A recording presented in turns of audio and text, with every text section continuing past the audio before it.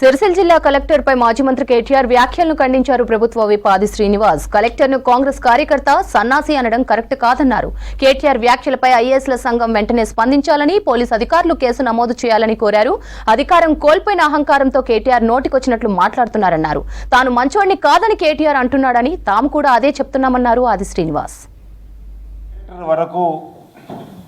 ఇష్టానుసారంగా మాట్లాడే మాటలు చూస్తుంటే ఏమనాలనేటువంటి మాట ఈ సందర్భంగా చెబుతూ, చిన్న పెద్ద తేడా లేకుండా వాగుతున్నటువంటి మాటలను గమనిస్తే కలెక్టర్ను పట్టుకొని కాంగ్రెస్ కార్యకర్త అనేటువంటి సంబోధన, కలెక్టర్ను పట్టుకొని సన్నాసి అనేటువంటి పదాన్ని వాడినటువంటి సందర్భంలో ప్రజల పక్షాన మేము తీవ్రంగా ఖండిస్తూ, అధికారులను తిట్టడమే కాదు బెదిరించడం కూడా చేసేటువంటి కార్యక్రమం మొదలుపెట్టి అధికారంలోకి వస్తే వడ్డీతో సహా లెక్క తేలుస్తామని చెప్పని భయపెట్టేటువంటి కార్యక్రమం చేస్తున్నటువంటి కేటీఆర్ ఏమనాలనేటువంటి మాటని సందర్భంగా ప్రజలందరూ కూడా గమనించాలని మాట సందర్భంగా కోరుతూ, సిరిసిల్ల జిల్లాలో గత 10 ఏళ్లలో వారి పరిపాలనలో బీఆర్ఎస్ పరిపాలనలో జరిగినటువంటి అవినీతి అక్రమ కార్యకలాపాలపైన ల్యాండ్, శాండ్, ఇతరత్ర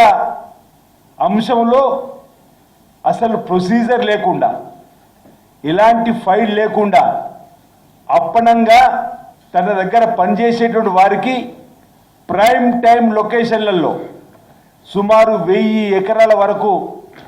స్థలాన్ని ఏకంగా ధరణిలో ఎక్కించినటువంటి అంశం, ప్రభుత్వ భూములకు సంబంధించిన అంశంలో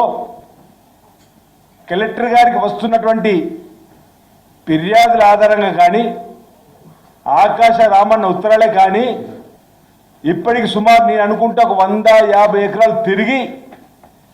ప్రభుత్వం పేరిట మార్చబడి రాబో రోజుల్లో ప్రజా అవసరాలకు